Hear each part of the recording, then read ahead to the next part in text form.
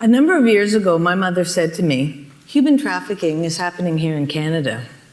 They're moving women from city to city and province to province. My first thought was, at least it's not happening to the young ladies I work with. They may run away, but they always come back within a day or two. Little did I know how wrong I was. You see, 3.5 years ago, 4:20 a.m., I received a call. Jodi, get to the transition home, it's an emergency. When I arrived, I met our young lady. She had just been gang raped, beaten, and told, pack a bag, you're going to Montreal. She was terrified. She said to me, I don't know what to do. I owe my boyfriend $3,000.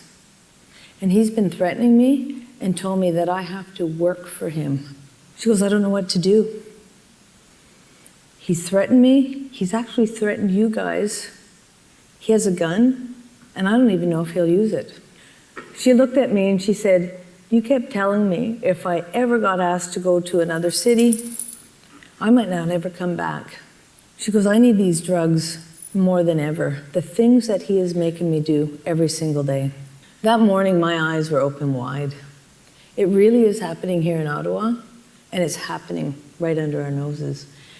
You see, human trafficking is horrific, and it violates every right that every individual has. These people are deprived of their basic needs, they're threatened, and they are beaten, and they are repeatedly raped. So what is human trafficking?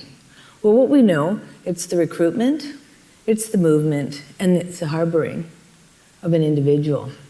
And this is done through deceit, fraud, manipulation, and sometimes by force. And what you need to remember is that these actions prevent anyone from consenting. And this is all done for financial gain. Did you know that human trafficking is the second largest worldwide illegal activity, only exceeded by drug trafficking? And that's because human beings can be sold over and over again and again. So who are the traffickers? Well, they could be your boyfriend, they could be your girlfriend, they could be a parent, they could be another family member, they could be your next door neighbor, they could be a store owner, but they could be your best friend. And what about the victims? Who are they? Well, they can be anyone as well. What we do know in Canada is that over 90% of human trafficking victims actually live in Canada. We also know that 95% of traffic victims are female. 70% of them are under the age of 25, and 25% of them are under the age of 18. So let's just say you 100 right here have been trafficked. 70 of you are from the high-risk category. That may mean you've grown up in the child welfare system. You could be Indigenous, part of the LGBT community. You might have mental health issues. You may have ran away from home. You could have addiction issues. But the other 30 sitting here, you don't have any perceived risks, but here you sit with the rest, a victim.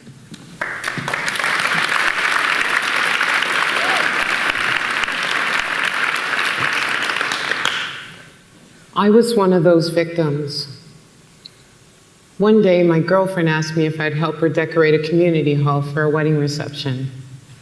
I was so excited to help out, we made it look beautiful. Everything went well that evening, especially when I saw this gorgeous man that I could not keep my eyes off of. My friend said, Sharon, he's not good enough for you, stay away. But I couldn't help staring, and I knew he saw me. It was a few weeks later I ran into him at a local bar. He had a sparkle in his eye when he said he remembered me, but he was also told to stay away. Over the next few weeks, I seemed to run into him everywhere. And every time he was so nice, he was so respectful. I wondered, what were my friends talking about? So we started dating, and we spent so much time together. And although both of us had drug addiction issues, we had a blast. We were going to fancy dinners, we were going golfing, we were boating. I had the opportunity to experience things I've never experienced before. I was in love, we got along fantastically. I had pictured us getting married, I pictured us having kids, and there was nothing that I wouldn't do for him. So this is what we call the grooming phase. So this is one of the many tactics that traffickers use to earn the love, the devotion, and the trust of the person they're targeting.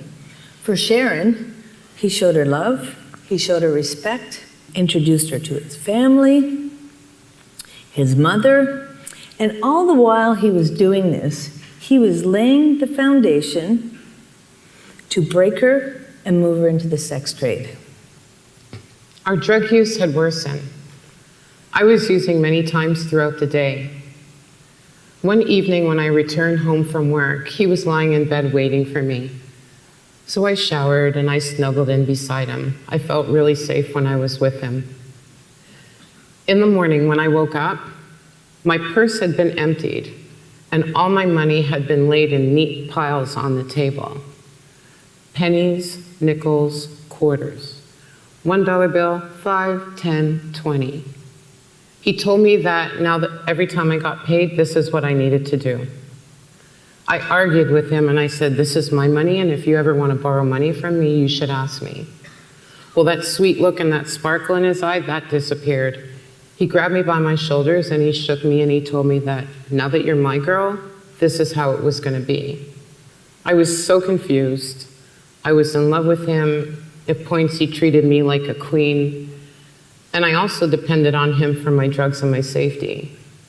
Over the next few years, he would reward me when I listened, and when I would step out of line, he would withhold his affection and the drugs.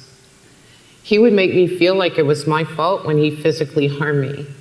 So I would do whatever it was to keep him happy and to keep me from being harmed. He would sell me for drugs, he would sell me for food, he would sell me for rent, he would sell me for whatever it was he wanted. So this relationship is characterized with intermittent love and violence. And these mixed messages create what we call a trauma bond. For Sharon, making her choose between two equally bad options, work or be beaten, made Sharon feel like it was her choice when she went out to work. He also provided with drugs, and even stronger drugs, that made her even more and more dependent on him. I couldn't take it anymore, and I got tired of the roller coaster ride. So I found an opportunity to run, so I ran. Unfortunately, I ran into the arms of another monster. He was a John who promised me a way out, which was a lie. He had a place for me to live, and he had drugs. This man was so explosive, and he was so violent. I was even more terrified than I've ever been before.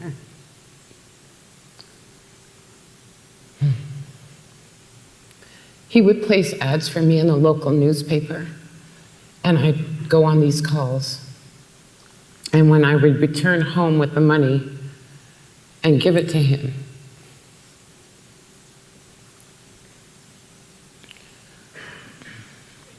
he would make me kneel in a corner and pray out loud and beg for forgiveness because he said I was a filthy, dirty whore. I spent a lot of time and I spent a lot of hours in that corner. God must have been listening to me.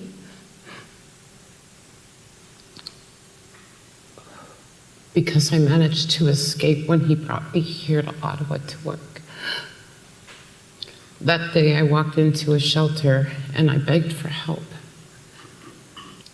It hasn't been without its struggles or its challenges, but I finally graduated from high school at the age of 31.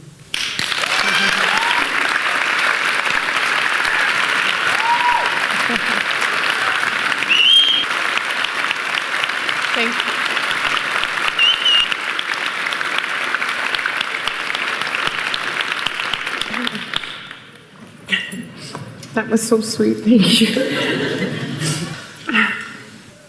At the age of 42, I got my diploma from here, Algonquin College.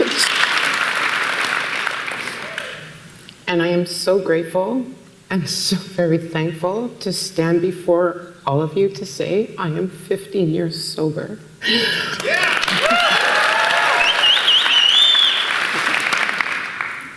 I may have walked into this story as a victim, but I stand before you now to say, today, I'm an experiential peer counselor. Today, I am a mentor. Today, I am a thriver. And today, I am living proof that there is hope and there is healing. I am so proud of Sharon and her accomplishments. But something here tonight should make us angry, and that is Sharon's story. The story I told earlier, that should make us angry. And the stories that are being told every single day of other people who are being trafficked. You see, buying sex fuels human trafficking. Every young woman that I've worked with and I've talked to that has been trafficked, they have told me that they were forced to work as an escort. They were forced to work as a dancer, and they were forced to work in private clubs. So frequenting these establishments, purchasing their services, fuels human trafficking. Personally, I believe that everyone here tonight has a choice to make. Everyone watching online has a choice to make. Because we believe that hope starts with awareness, hope starts with education, and hope starts with your choice. In the words of William Wilberforce, you may choose to look the other way, but you can never, ever again say, you did not know. Purchased, no more.